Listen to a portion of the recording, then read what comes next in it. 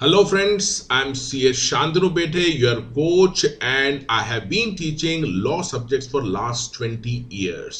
और अब मैं एक मेगा सीरीज लॉन्च कर रहा हूं अपने चैनल पे जिसमें मैं 5 इंपॉर्टेंट लॉ सब्जेक्ट्स कवर कर रहा हूं जिसमें कंपनी लॉ है, सिक्योरिटी लॉज हैं, लेबर लॉज हैं, फॉरेन एक्सचेंज लॉज हैं और टैक्स लॉज हैं।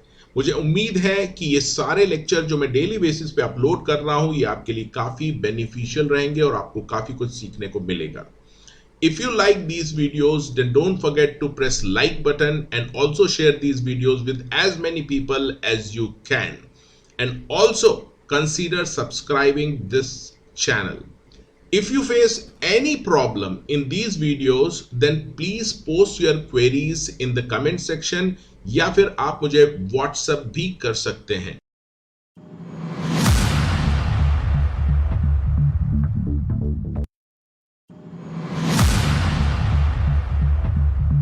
Hello friends, I'm Shantanu, your coach, and now we are going to start another chapter named Industrial Employment Standing Order Act 1946. सबसे पहले हम इसका इंट्रोडक्शन देखेंगे। एक्ट का नेम जैसा कि आपको पता है, the industrial employment standing order act 1946, this is the name. It extends to whole of India including the Jammu Kashmir. Jammu Kashmir में ये 1970 से एप्लीकेबल है ये act. There are total 15 sections in it, and there is one important schedule where matters to be provided in the standing order under this act are provided. So कौन से matters होंगे standing order में, वो सारे आपको schedule 1 में दे रखे हैं। Now let's see the object of this act. The object of this act is to require employer in the industrial establishment to provide the service rules to the workmen and to formally define the conditions of employment under them. तो कोई भी worker जब भी काम करता है किसी industrial establishment में, उसको पता होने चाहिए what are the rules and regulation for working there, और ये सारे रूल्स और रेगुलेशंस और जो कंडीशंस हैं एम्प्लॉयमेंट की, वो सारी उसको पता होनी चाहिए और वो प्रीमाइसेस में कहीं आपको एग्जिबिट करनी चाहिए एम्प्लॉयर को। This is the main object of this act. Now let's see the applicability of this act. क्या ये सभी इंडस्ट्रीज पे लगेगा? तो यहाँ पर इन्होंने बोला है नहीं, it applies to every industrial establishment where 100 or more workmen are employed or were employed on any day preceding 12 months। यहाँ पे याद रखना है 100। नॉर्मली आपने 10 और 20 देखा होगा, विद पावर विदाउट पावर। यहाँ पर 100 वर्कमैन की बात की है। अगर पिछले 12 महीने में 100 या उससे ज्यादा वर्कमैन एम्प्लॉयड थे तो ऐसी इंडस्ट्रियल एस्टेब्लिशमेंट पे ये एक्ट लगेगा। प्रोवाइडेड दैट अप्रोप्रिएट गवर्नमेंट में after giving 2 months notice may apply the provision of this act to industrial establishment which is having less than 100 workmen employed there। तो इसका मतलब है कि 100 वर्कमैन है तो बाय डिफॉल्ट ये एक्ट लग जाता है, और अगर 100 वर्कमैन से कम वर्कमैन है तो ऐसे में अप्रोप्रिएट गवर्नमेंट के पास पावर है कि ये एक्ट उस एस्टेब्लिशमेंट पे भी ये लगा सकती है by giving 2 months of notice. अब बात करते हैं कि ये एक्ट किस किस पे नहीं लगेगा, कौन कौन सी एस्टेब्लिशमेंट है, इंडस्ट्रीज है जिसको एक्सक्लूड किया है। इसके ऊपर भी क्वेश्चन आ सकता है। So nothing in this act shall apply to industry to which the provision of Chapter 7 of the Bombay Industrial Relation Act 1946 apply, or any industrial establishment to which the provision of Madhya Pradesh Industrial Employment Standing Order Act 1961 apply, provided that notwithstanding anything contained in the Madhya Pradesh Industrial Employment Standing Order Act, the provision of this act shall apply to all industrial establishment under the control of the central government। तो अगर कोई industry है वो मध्य प्रदेश में है लेकिन ये industry central government के कंट्रोल में है, तो ऐसे केस में इसके ऊपर ये एक्ट लग जाएगा। Now let's see important definitions which are provided under this act. पहली जो डेफिनेशन है that is certifying officer, defined under 2C। Certifying officer means a labour commissioner और a regional labour commissioner and includes any other officer appointed by the appropriate government to perform all or any of the functions of certifying officer under this act. इसके ऊपर भी question पूछा जाता है, तो आपको याद रखना है certifying officer means labour commissioner और a regional labour commissioner. Now let's see the definition of the employer, which is defined under section 2D. Employer means the owner of the industrial establishment to which this act for the time being applies, and includes in factory the person named under the Factories Act as a manager of the factory. तो manager of the factory को भी हम employer मानेंगे. And in any industrial establishment which is under the control of any department of any government in India, then authority appointed by such government in this behalf will be treated as employer. And when there is no authority appointed by the government, then the head of the department will be treated as the employer. In any other industrial establishment, any person responsible to the owner for supervision and control of such industrial establishment shall be treated as employer. Now let's see the definition of industrial establishment. It means an industrial establishment as defined under clause 2 of section 2 of Payment of Wages Act. इसका मतलब जो Payment of Wages Act में industrial establishment है, उसको यहाँ भी industrial establishment माना गया है. दूसरा, which is a factory under the Factories Act, तो उसको भी इंडस्ट्रियल एस्टेब्लिशमेंट माना गया है.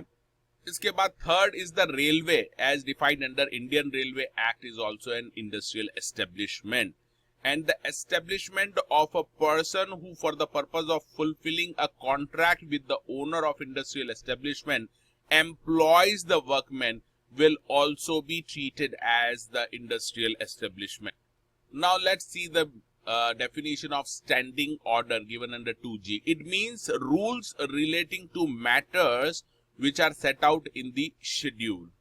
So standing order basically means the rules which are related to the matters which are given under the schedule of this act. Now let's see the definition of standing order in detail. Standing order means rules of conduct for the workmen employed in the industrial establishment.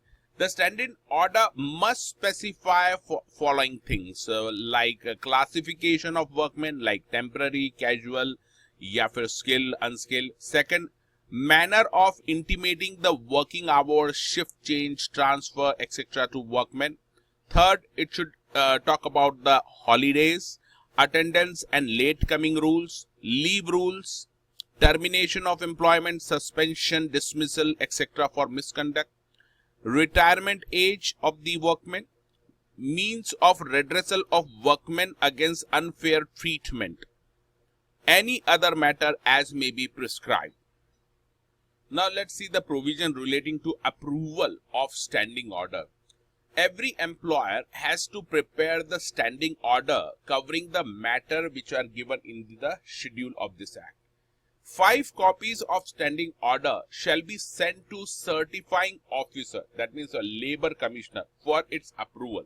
The certifying officer will inform the workmen and shall hear their objection. तो workmen को अगर कोई objection है उस rule पे, तो they can approach to certifying officer.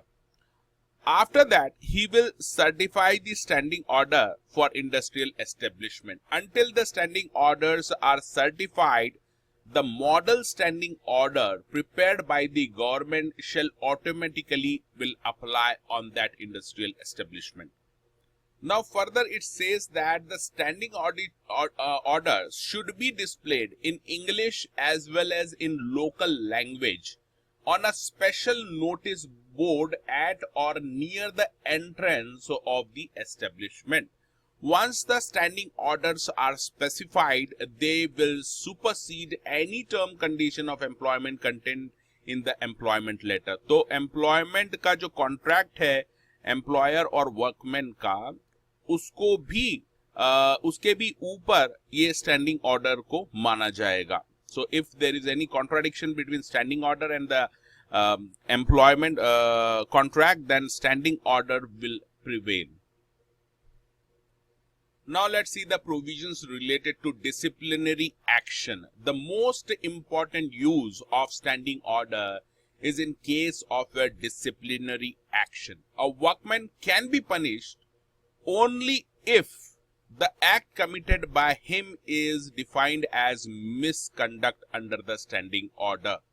So, model standing order contain such acts like insubordination, that is rebel, disobedience, fraud, dishonesty, damage to employer's property, taking a bribe, habitual absence or habitual late attendance or habitual neglect of work, strike in contravention of any law, etc. are treated as misconduct under the model standing order.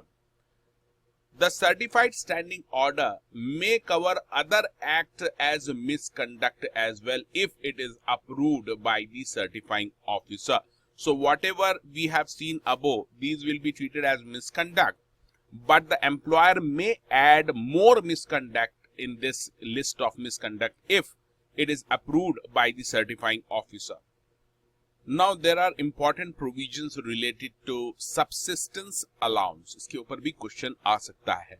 So where a workman is suspended by the employer pending the investigation or inquiry into the complaints or charges of misconduct against him, the workman shall be paid a subsistence allowance which will be equal to 50% of the wages for the first 90 days of suspension and 75% for the remaining period until the completion of disciplinary proceedings. Here wages has the same meaning as which is given under the Industrial Dispute Act 1947. Now let's see some important decisions which have been decided by the court. First point is that the right to get the subsistence allowance during the suspension is an unconditional right of the workman. It cannot be avoided. Second, the workmen are entitled to apply for modification of the standing order. And this application for modification can be placed by the workman anytime.